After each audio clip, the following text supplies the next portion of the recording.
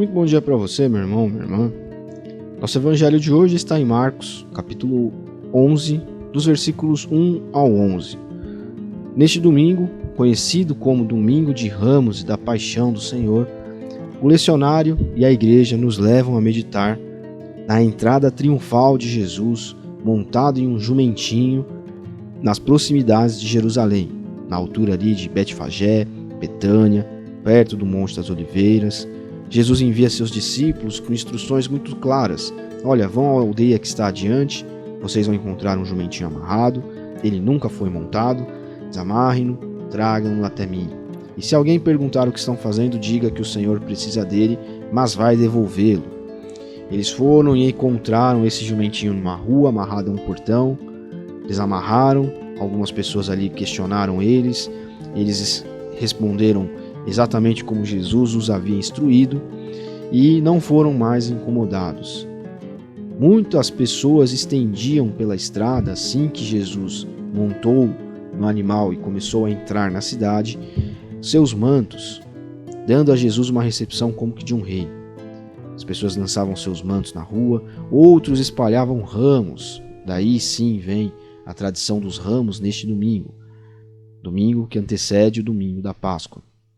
Ramos que haviam sido cortados no campo, e as pessoas por todo lado gritavam: Hosana, bendito é o nome daquele que vem, em nome de Deus.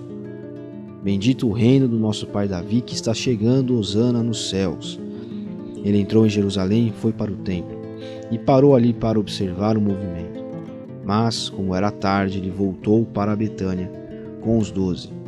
Aqui, exatamente uma semana antes do sacrifício na cruz, Jesus é recepcionado com alegria, como se fosse um rei, é louvado por aquelas pessoas que estavam ali.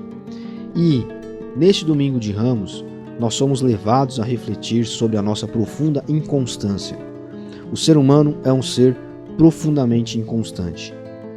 As pessoas que estavam ali fazendo essa festa, essa recepção calorosa para Jesus, triunfal, como que um rei, uma semana depois estavam gritando para que ele fosse crucificado e mais ainda, que um ladrão fosse solto e que Jesus, o inocente, fosse condenado no seu lugar. Isso mostra para nós a profunda miséria humana, a profunda falta de gratidão e, como eu já mencionei, a inconstância que abarca essa nossa constituição aqui terrena e material. Nós não podemos esperar das pessoas algo além disso.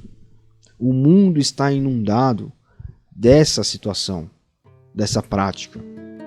E nós devemos então seguir o caminho de Jesus, um caminho que se aparta dessa inconstância, um caminho que se aparta da ingratidão, um caminho que anda distante desse tipo de sentimento, desse tipo de atitude. E assim devemos, então, levar a nossa vida espiritual. Assim devemos levar a nossa relação com as outras pessoas.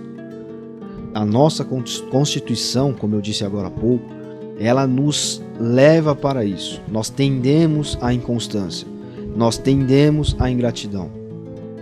Mas nós precisamos pedir a Cristo que Ele nos ajude a não sermos inconstantes, porque se Ele fosse inconstante, Ele havia nesse momento desistido de tudo, porque Ele sabia que iria sofrer.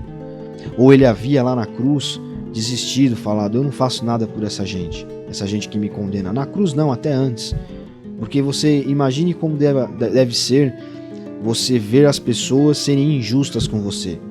Todos nós já passamos provavelmente por situações de injustiça na nossa vida. Então imagine você inocente sendo acusado por pessoas que antes o louvaram, que antes o elogiaram, que antes andaram com você, e no seu lugar pedindo então a liberação, a soltura, enfim, de um ladrão, como foi como Jesus ali. Então que nesse domingo de Ramos nós possamos de maneira contrita e serena e concentrada no sofrimento de Jesus, refletir e pedir a Ele que elimine da nossa vida todo tipo de egoísmo e de inconstância.